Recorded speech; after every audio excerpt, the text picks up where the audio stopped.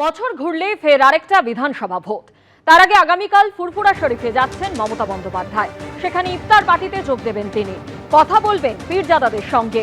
সম্প্রতি আইএসএফ বিধায়ক নওশাদ সিদ্দিকীর নবান্নে গিয়ে মুখ্যমন্ত্রীর সঙ্গে বৈঠক ঘিরে জল্পনা তৈরি হয়েছিল।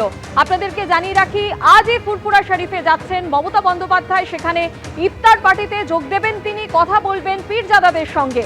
সম্প্রতি আইএসএফ বিধায়ক নওশাদ সিদ্দিকীর নবান্নে গিয়ে মুখ্যমন্ত্রীর সঙ্গে বৈঠক ঘিরে জল্পনা তৈরি হয়েছিল। ফুরফুরা শরীফ শুধুমাত্র মুসলিম তীর্থভূমি নয়, মুসলিম সম্প্রদায়ের সর্বধর্মের মানুষ, সর্বধর্মের সমন্বয়ের প্রতীক হচ্ছে ফুরফুরা শরীফ। যে কোনো সময় যে কোনো জায়গায় যে কোনো ব্যক্তি যেতে পারেন। তবে এই যে আপনি শুভেন্দুবাবু হোলির সময় বিভিন্ন মন্দিরে যাচ্ছেন বা ধর্মস্থানে যাচ্ছেন, মমতা ব্যানার্জি যেভাবে বিভিন্ন ধর্মস্থানে যাচ্ছেন, সবটাই পলিটিক্স।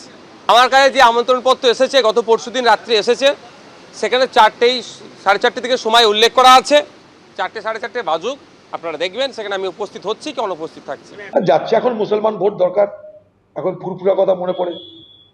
ফুরফুরায় গিয়ে হাওয়া খাবে, ঘুরবে। নওশাদ সিদ্দিকী এবং ফুরফুরা শরীফের যারা মাথা তাদেরকে ম্যানেজ করার চেষ্টা করবে। সেখানটায় যে সিদ্দিকী কথা বলছেন, সে তাদেরও ফুরফুরা শরীফ তারাই মালিক। ওখানে আমিও গেছি এর আগে তোহা সিদ্দিকীর আমন্ত্রণে, উরুসে গেছি এর আগে আমি। এখন এখানে মুখ্যমন্ত্রী যাওয়ার পিছনে উদ্দেশ্যটা খুব স্পষ্ট, মুসলমান ভোট ম্যানেজ করতে হবে। তোহা সিদ্দিকী একসময় ওদেরই লোক ছিল, তোহা সিদ্দিকী তৃণমূলের হয়ে প্রচার করেছিল। এখন তোহা সিদ্দিকের সেই কদর দিচ্ছে না তৃণমূল। তসলিমা নাসরিনকে কলকাতায় ফেরানোর দাবিতে সরব বিজেপির রাজ্যসভার সাংসদ শ্রমিক ভট্টাচার্য। বাংলাদেশের সংখ্যালঘু নিপীড়নের বিরুদ্ধে সরব হওয়ায় তসলিমাকে নিজের দেশ থেকে বিতাড়িত করা হয়।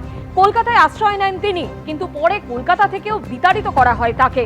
কলকাতা থেকে তাকে বিতাড়িত করতে তৎপর হয়েছিলেন যে কংগ্রেস নেতা, তিনি এখন তৃণমূলে। রাজ্যসভা 0 বারে বললেন শ্রমিক Bhattacharya.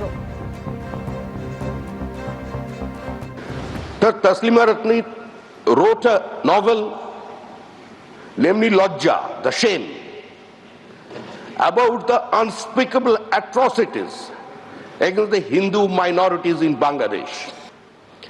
And situation compelled her to leave Bangladesh in the year of 2004.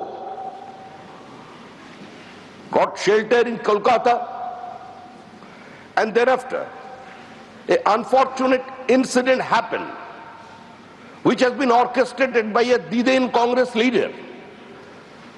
And I'm thankful to Congress leadership. Congress expelled that person. But also most unfortunate thing is that after that expulsion, the Trinamool Congress, they have accepted this person and then sent that person to the parliament of this country. And situation compelled Srimati Taslima Nasrin to leave Calcutta again.